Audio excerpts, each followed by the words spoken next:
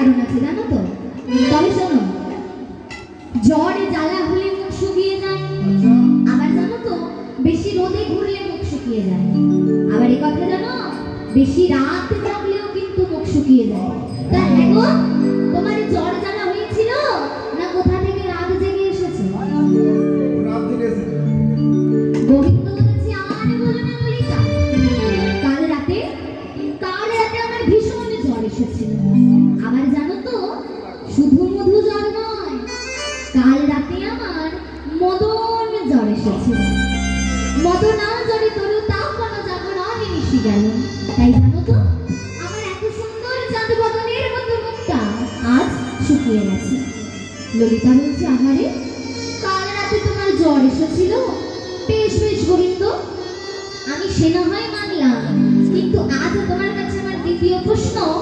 হ্যাঁ গো, আজ সিন্দুর কাহে অলকার পরে, সিন্দুর কাহে অলকার পরে, সিন্দুর কাহে অলকার পরে, সিন্দুর কাহে অলকার পরে,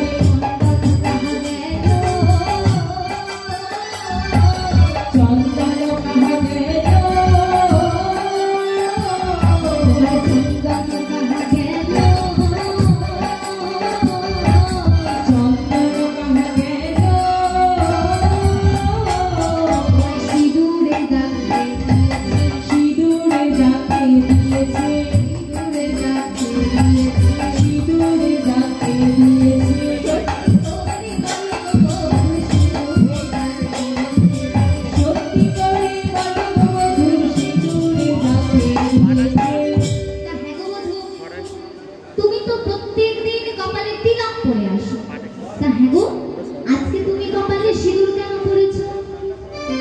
গোবিন্দ বলছে আর বলো না ললিতা, কাল রাতে আমি গৌরী পুজো করেছিলাম, তাই এটা হচ্ছে আমার মায়ের পুজো করা সিঁদুর, তাই আজ আমি পরে এসেছি গো।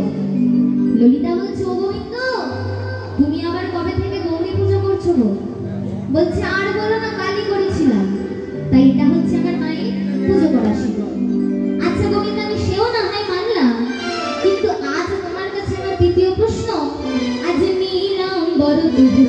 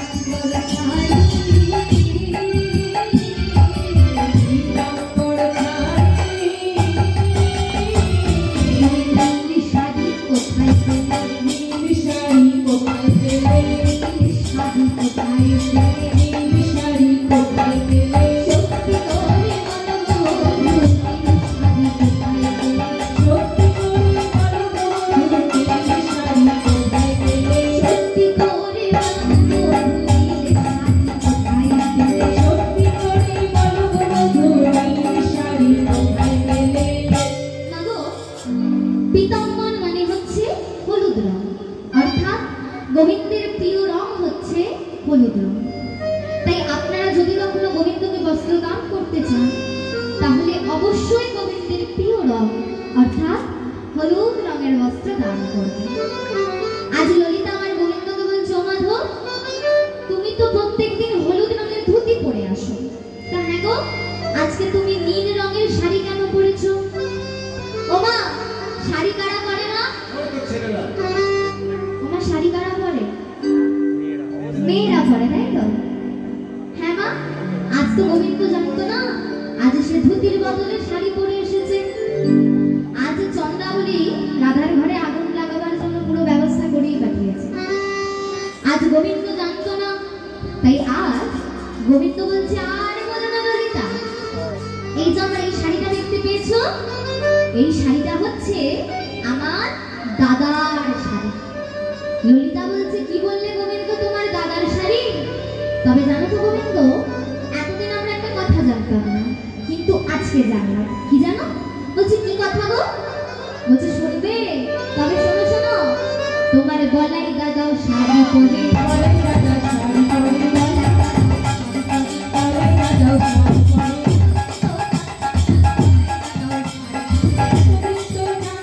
গলায় দাদা শাড়ি পরে,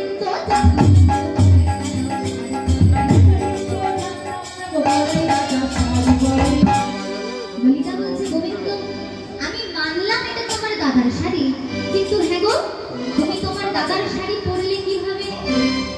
গোবিন্দ বলছে আর বলো না, কাল রাতে আমি আমার দাদার সাথে ঘুমাচ্ছি।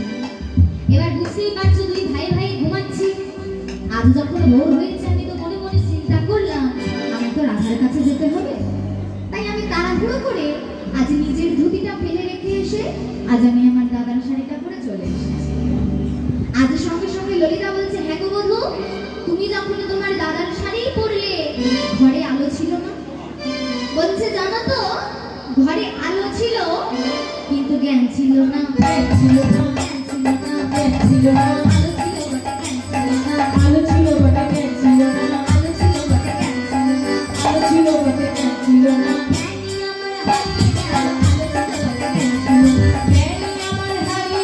আলো ছিল বটে জ্ঞান ছিল না,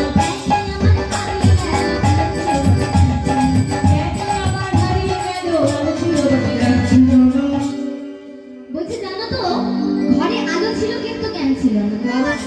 আজ ললিতা বলছে হ্যাঁ গো বন্ধু, তুমি যখন আজ আমার সঙ্গে এত কথাই বললে তবে আজ তুমি আমায় একটা সত্য কথা বলবে। বলছে বলো বলো।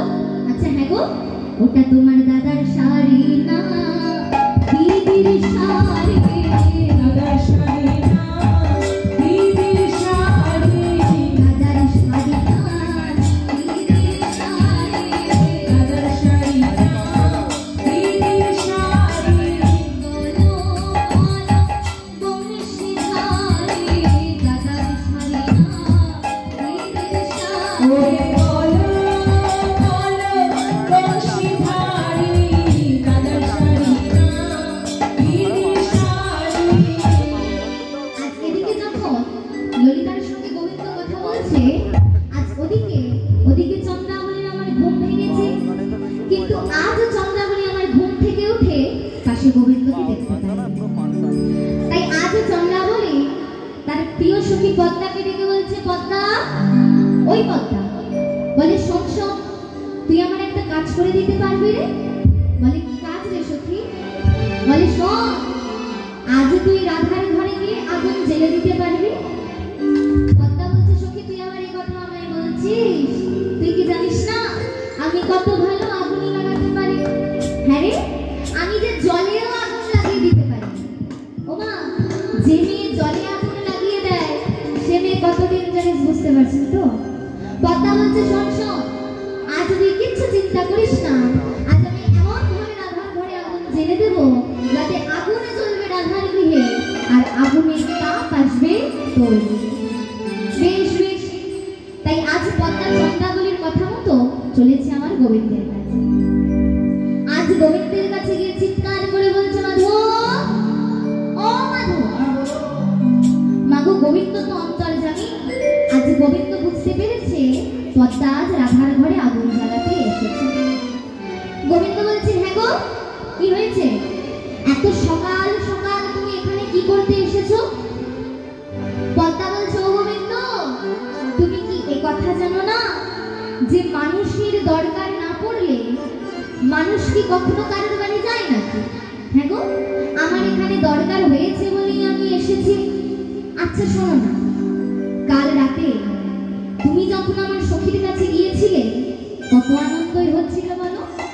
তুমি আমার সখীর চরণে আলতা পরিয়ে দিচ্ছিলে। তা হ্যাঁ গো, তুমি যখন আমার সখীর চরণ থেকে নুপুরগুলো খুলে রাখলে, সেই নুপুরগুলোর মধ্যে একটা নুপুর আমি পেয়েছি, কিন্তু আরেকটা নুপুর আমি সারা ঘরে খুঁজলাম, কোথাও খুঁজে পেলাম না। তা হ্যাঁ গো, কোথায় রেখে এসেছো গো?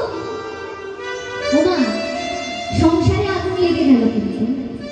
তারা দেখবে যারা সংসারে আগুন লাগাতে পারে তারা এই মিষ্টি মিষ্টি একটা কথাতেই আগুন লাগিয়ে দিতে পারে। আজ রাধারানীর মনে এতক্ষণ সন্দেহ হচ্ছিল, কিন্তু আজ পদ্মার কথা শোনা মাত্র আজ রাধারানী আমার প্রমাণ পেয়ে গেল। তাই আজ রাধারানী আমার মান করে বসেছে।